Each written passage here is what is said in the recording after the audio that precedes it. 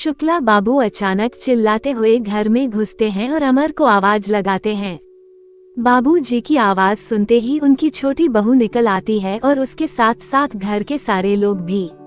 अमर जो कि अपने कमरे में पढ़ रहा था, बाबूजी की आवाज सुनकर कमरे से बाहर निकल आया।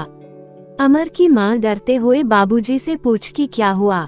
इस पर बाबूजी ने छोटी बहू को अमर के बारे में बताया कि उसका बेटा सिंह जी के बेटी के साथ गुलछर्रे उड़ा रहा है, उनकी बेटी के साथ चक्कर चला रहा है, स्कूल जाने के बहाने प्रेम पत्र लिख रहा है। स्कूल की टीचर ने अमर के हाथों लिखी चिट्ठी का एक नमूना लाकर अमर की मां को दिखाया। अचानक अमर के पिताजी कमरे से बाहर निकल कर आते हैं और बाबूजी के हाथ से वो चिट्ठी लेकर पढ़ने लगते हैं। चिट्ठी को पढ़ने के बाद अमर के पिताजी गुस्से में आकर अमर को भला बुरा कहने लगते हैं और डॉट फटकार लगाते हैं, जिससे अमर की मां की आंखों में आंसू आ जाते हैं। ऐसा होते देख अमर शर्म के मारे सिर झुका लेता है। चारों तरफ परिवार के लोगों से घिरे हुए थे। अमर की मां शर्म से गड़ी जा रही थी। वो अमर का हाथ पकड़कर कमरे में ले जाती है और उसे समझती है कि पढ़ाई पर ध्यान दे और अपने प्रेम वेम को भूल जाएं, परिवार की इज्जत को बचाए रखे और उस लड़की को भूल जाएं। अमर अपनी मां को कुछ कहना चाह रहा था, पर अमर की मां कुछ सुनने को तैयार नहीं थी। अमर की मां दोनों हाथ जोड़े अपने बेटे को समझा रही थी।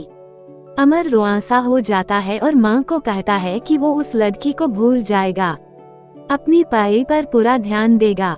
उधर सिंह जी के घर में भी महाभारत मचा हुआ था। वो अपनी बेटी मनु को समझा और डांट रहे थे।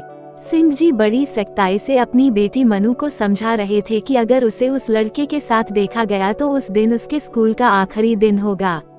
पिताजी के गुस्से से मनु डर जाती है। अमर और मनु दोनों स्टैंडर्ड 9वीं की स्टूडेंट्स थे। साथ साथ पढ़ते हुए कब दोनों एक दूसरे से प्यार कर बैठे, दोनों को पता ही नहीं चला। दूसरे दिन स्कूल की ट्रिप थी। मनु और अमर दोनों ही एक दूसरे से कतरा रहे थे।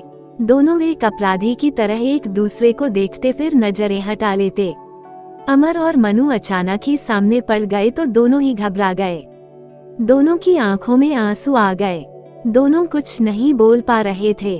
उनके परिवार वालों ने जो कसम दे रखे थे। मनु अमर को देखकर रो पड़ी। इस पर मनु ने कहा शायद हमारा साथ यहीं तक था। अमर ने दोनों हाथों से उसके चेहरे को अपनी हथेली में ले लिया और मनु के आंखों से बहते हुए आंसू पर अपना अधर रख दिया और कहा कि अब मेरे लिए कभी मत रोना, मेरा पहला प्यार हमेशा तुम्हारे साथ रहेगा। कुछ दिनों बाद मनु के पिता उस शहर को छोड़कर हमेशा के लिए चले जाते हैं। अमर और मनु दोनों की राहें हमेशा के लिए जुदा हो जाती हैं। कई सालों बाद अमर एक अच्छी कंपनी में मैनेजर के पद पर नौकरी पर था।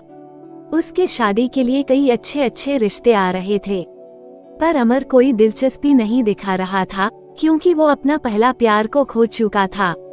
एक दिन अमर की मां अमर से पूछ ली कि उसे कोई लड़की पसंद है कि नहीं, तब अमर ने जवाब नहीं में दिया।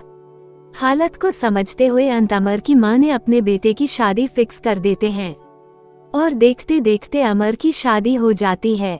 सुहागरात के दिन अमर अपने कमरे में आता है और अपने दुल्हन से बातें करता है। अमर अपनी दुल्हन का नाम पूछता है तो वो मनु बताती है। तब अमर सोचता है कि मेरा पहला प्यार भी मनु ही थी। जब मनु अपनी घूंघट उठाती और देखती है कि उसके सामने उसका पहला प्यार अमर खड़ा है, मनु की आंखों में आंसू आ जाते हैं।